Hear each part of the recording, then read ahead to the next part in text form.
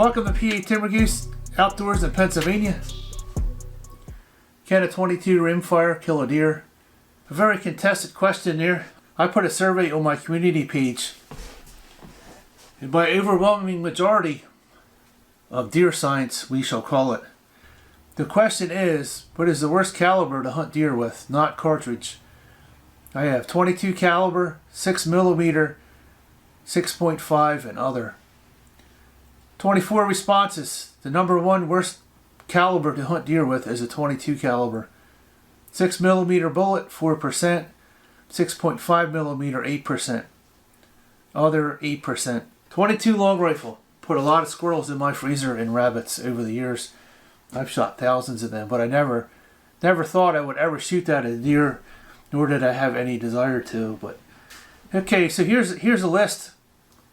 We'll go through a list of some ballistic stats on a 22 caliber cartridges. This round here is made by Remington. I've had this for quite a while. The box is beat up. This is a Remington Yellow Jacket 22. This basically is a hunting round because it has a hollow point on it.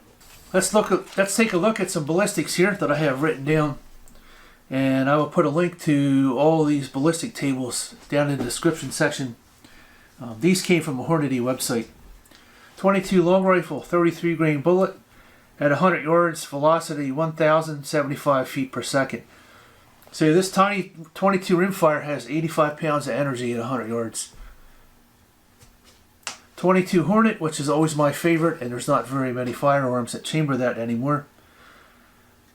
22 Hornet shoots a 35 grain bullet at 100 yards. The velocity is 1,454 feet per second, and it has 141 pounds of energy at 100 yards.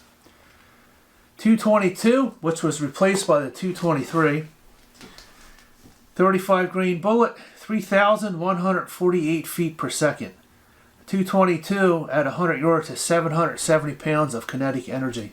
223 with a heavier bullet, this is a 55 grain bullet instead of the 35. 223 with a 55 grain bullet, 2,482 feet per second.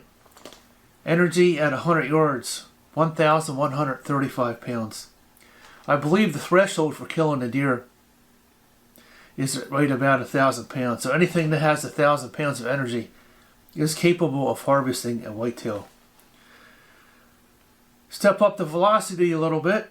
22 250, 55 grain bullet, 3,339 feet per second.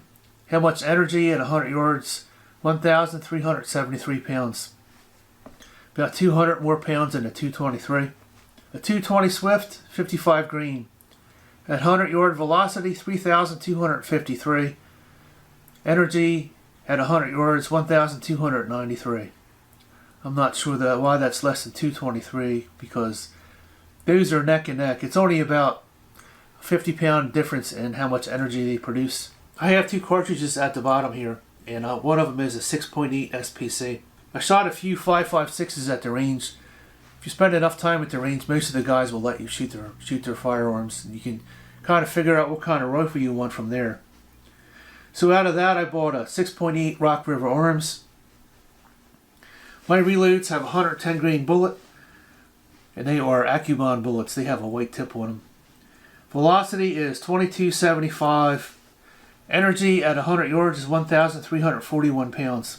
If you compare that to the 5.56, it's about 200 pounds more than the 5.56. 308, 180 grain, which is what I shoot through both of my rifles. Velocity, 2,443 feet per second. Energy at 100 yards, 2,358 pounds. They are the ballistics from the tiniest 22 caliber all the way up to a 308 for comparison. Can a 22 take a whitetail? 22 long rifle is usually what most of your poachers use when they shoot at night because it's very quiet. Couple shots in the right spot or in the right condition that will kill a deer. Smaller calibers tend to leave less of a blood trail than larger caliber rounds. The 6.8 basically is a 270 short. 270s have been taking deer out for many years.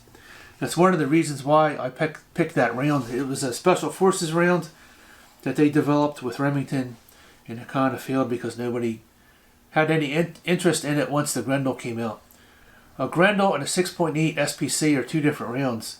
The Grendel is geared more for longer ranges. As always, give this video a like, it helps other people see this video. Hit that subscribe button to help my channel grow. Thanks for watching PA Timber Goose Outdoors in Pennsylvania too.